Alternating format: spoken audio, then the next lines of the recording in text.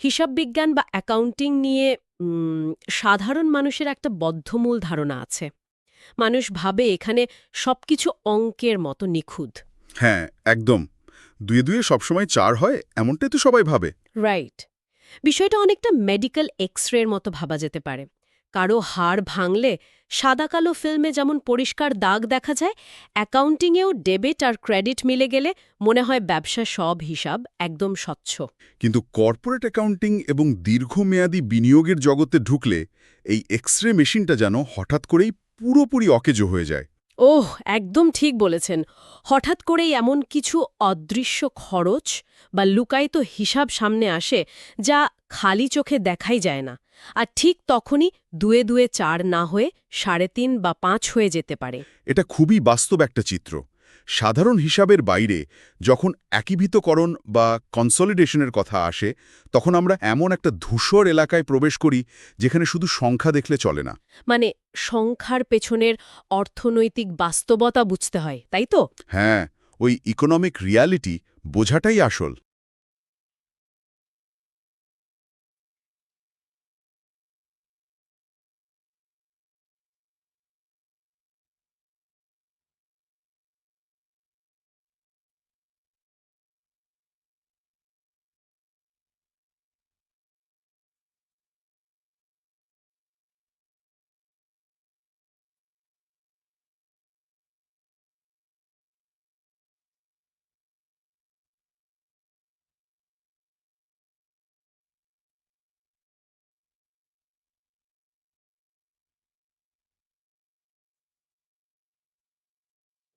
হ্যাঁ, একদম।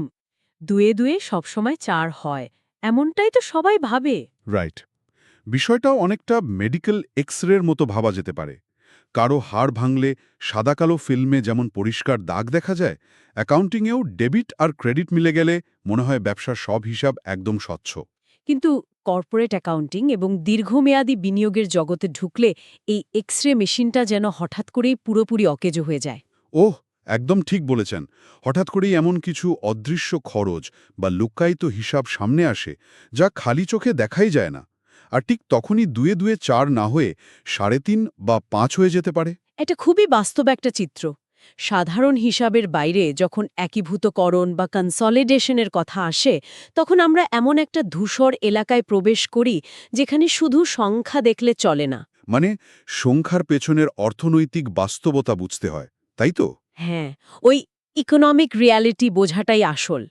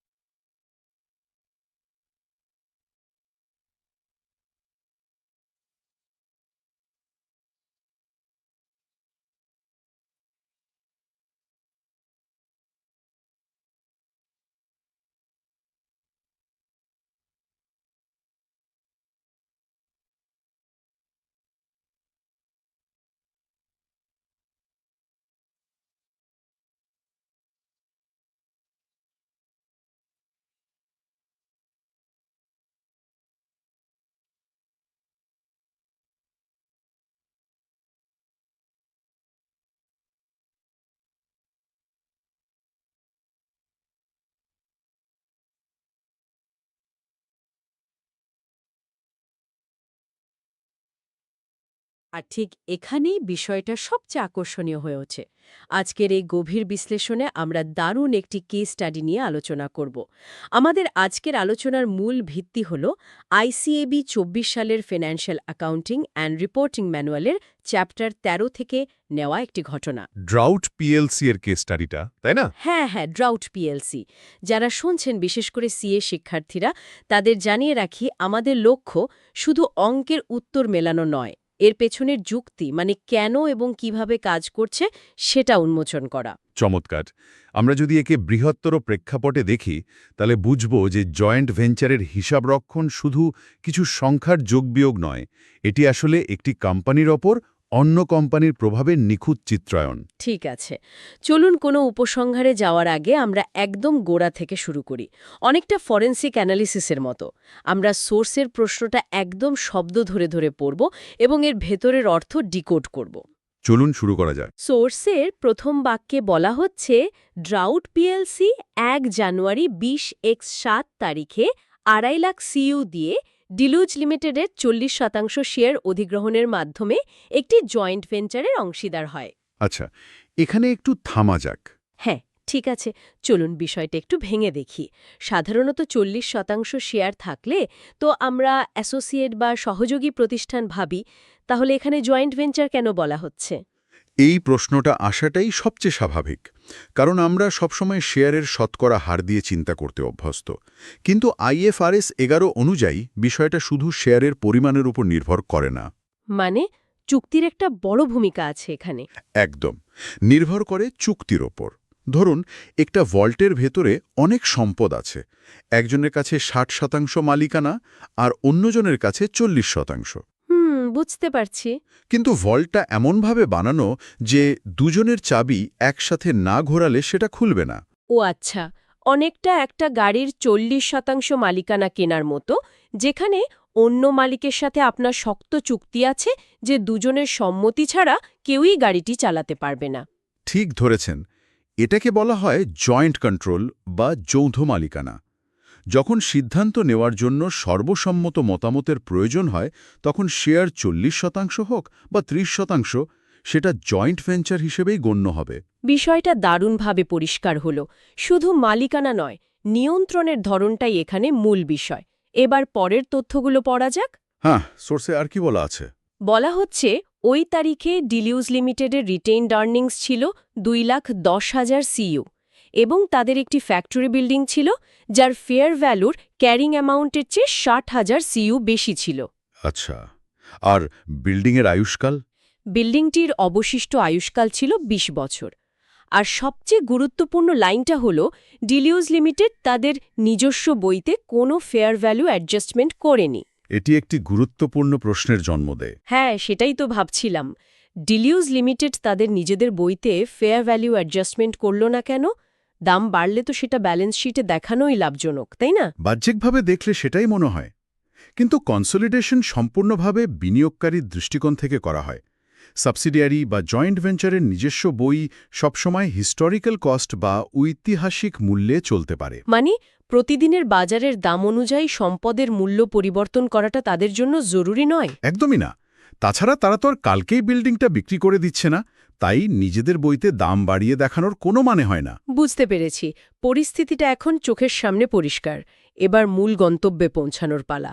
কোনো হিসাব শুরু করার আগে আমাদের তো একটা সুনির্দিষ্ট লক্ষ্য স্থির করা প্রয়োজন। ঠিক, আমাদের লক্ষ্য খুবই সুনির্দিষ্ট।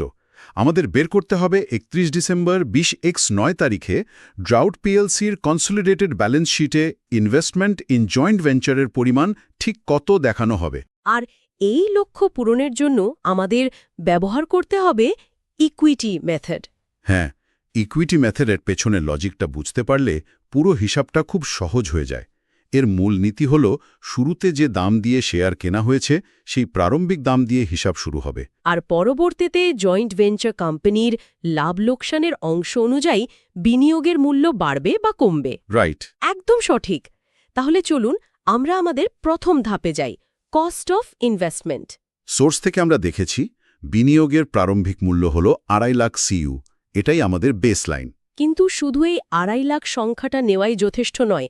এই 2.5 লাখের ভেতরে আসলে কি কি লুকিয়ে আছে সেটা বুঝতে হবে। অধিগ্রহণের দিনের নিট সম্পদ। আর তার পাশাপাশি যে অতিরিক্ত প্রিমিয়াম বা টাকাটা দেওয়া হয়েছে, মানে লুক্কায়িত গুডউইল, দুটোই এর ভেতর মিশে আছে। মানে পুরো প্যাকেজটাই ওই 2.5 লাখের ভেতর বন্দি। এবার আসি দ্বিতীয় ধাপে। শুধু শুরুর দাম নিয়ে বসে থাকলে তো চলবে না। 1 জানুয়ারি 20X7 থেকে 31 ডিসেম্বর 20X9 পর্যন্ত দীর্ঘ 3 বছর কেটে গেছে।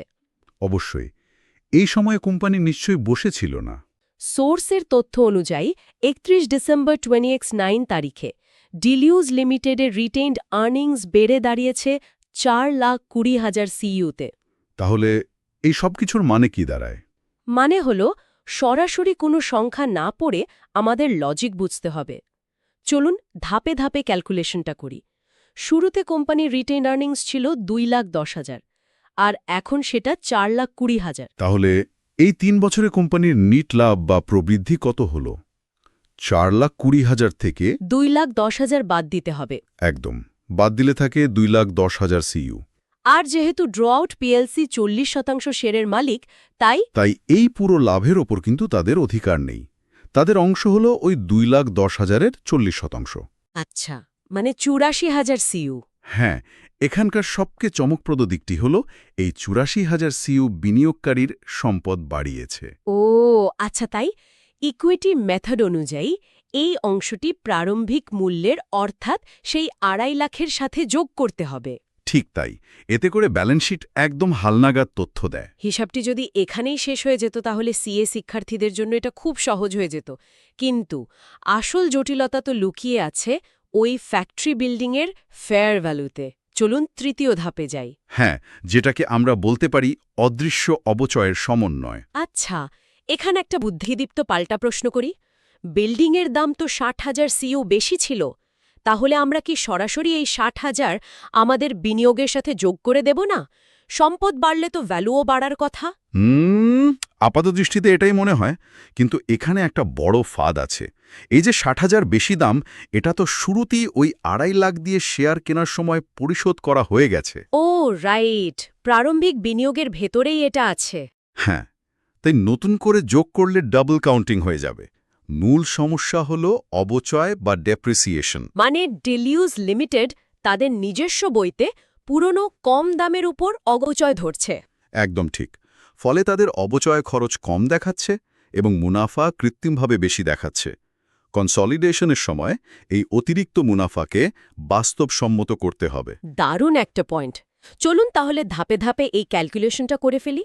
আমাদের ফ্যাক্টরি বিল্ডিংয়ের অতিরিক্ত মূল্য বা এফভিএ ছিল 60,000, আর অবশিষ্ট আয়ুষ্কাল হল 20 বছর। তাহলে প্রতি বছরের অতিরিক্ত অবচয় হবে 60,000 ভাগ 20, মানে বছরে 3,000 সিইউ। আর আমাদের মনে রাখতে হবে 20x60, 20x8 এবং 20x9 মোট 3 বছর পেরিয়েছে। তাহলে 3 বছরের মোট অতিরিক্ত অবচয় হল 3,000 গুণ 3, অর্থাৎ 9,000 সিইউ। এখন ড্রাউন্ট পিএলসি তো 40% মালিকানা রাখে, তাই এই 9,000-এর ওপর তাদের শেয়ারের প্রভাব কত হবে? 9,000 গুণ 40%, হিসাব করলে আসে 3,600 সিইউ। তাহলে সিদ্ধান্ত কি দাঁড়াচ্ছে? এই 3,600 সিইউ এর কি হবে? সিদ্ধান্ত হল এই 3,600 আমাদের ওই মুনাফা থেকে ডিডাক্ট করতে হবে বা বাদ দিতে হবে। একদম সঠিক, কারণ এটি সেই অদৃশ্য খরচ যা সাবসিডিয়ারির বইতে দেখানো হয়নি। সবকটি উপাদান এখন আমাদের হাতে চলে এসছে। এবার চূড়ান্ত লক্ষ্যে পৌঁছানোর পালা। চলুন তাহলে চূড়ান্ত হিসাবটি মিলিয়ে দেখি। আমাদের কস্ট অফ ইনভেস্টমেন্ট ছিল 2.5 লাখ। এর সাথে যোগ হবে share of post acquisition increase, যার পরিমাণ 84,000। আর বাদ যাবে শেয়ার অফ ডেপ্রিসিয়েশন অন এফভিএ, যার পরিমাণ 3,600। তাহলে 2.5 লাখ যোগ 84,000 বিয়োগ 3,600। চূড়ান্ত ইনভেস্টমেন্ট ইন জয়েন্ট ভেঞ্চার দাঁড়াচ্ছে 3,30,400 সিইউ।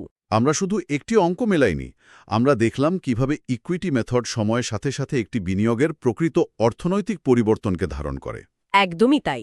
লজিকগুলো না জানলে শুধু অঙ্ক মিলিয়ে কোনো লাভ নেই। আজকের এই বিশেষ আলোচনা শেষ করার আগে যারা শুনছেন তাদের জন্য একটি বিষয়ে ভাবার সুযোগ দিতে চাই। কি সেটা? একটু ভাবুন তো, যদি এই 3 বছরের মাঝে ফ্যাক্টরি বিল্ডিংয়ের আয়ুষ্কাল 20 বছর থেকে পরিবর্তন হয়ে যেত, অথবা এটি যদি এমন কোনো ইনট্যাঞ্জিবল অ্যাসেট হতো যার কোনো নির্দিষ্ট আয়ু নেই, তাহলে এই অদৃশ্য অ্যাডজাস্টমেন্ট কিভাবে কাজ করত? সত্যি অসাধারণ একটি প্রশ্ন। এটা অবচয় নাকি ইম্পেয়ারমেন্ট সেটা নিয়ে ভাবার দারুণ একটা খোরাক। শিক্ষার্থীদের বলবো আপনারা পরবর্তী অধ্যায়গুলো নিয়ে নিজেদের মতো করে এই লজিকগুলো ভাবতে থাকুন। বিশ্লেষণমূলক চিন্তাধারাই একজন অ্যাকাউন্টেন্টকে এক্সপার্ট বানায়। একদম ঠিক। এই চিন্তাধারা বজায় রাখুন। খুব শীঘ্রই দেখা হবে নতুন কোনো গভীর বিশ্লেষণ নিয়ে। ভালো থাকবেন।